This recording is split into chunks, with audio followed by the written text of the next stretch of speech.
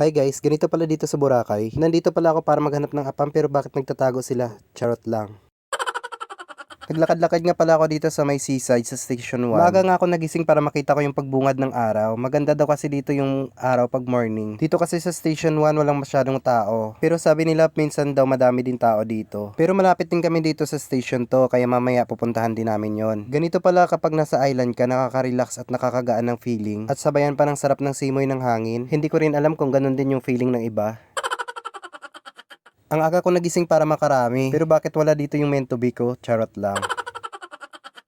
Abangan nyo pala guys yung i-upload kong full video sa aking YouTube channel. Pero mag-upload din ako dito ng mga short video sa aking reels. Sana guys, supportahan nyo yung aking page. And don't forget to like and share. At kung makikita nyo yung aking uploads na videos dito sa Facebook, please react heart na lang po guys. At pwede rin kayo guys mag-suggest sa akin ng ibang content na pwede kong gawin para magkaroon din ako ng ibang idea. Pwede kayo mag-comment down below. Sa mga taong hindi nagsasawa sa pagsuporta sa aking page, maraming salamat po guys. At God bless sa inyong lahat.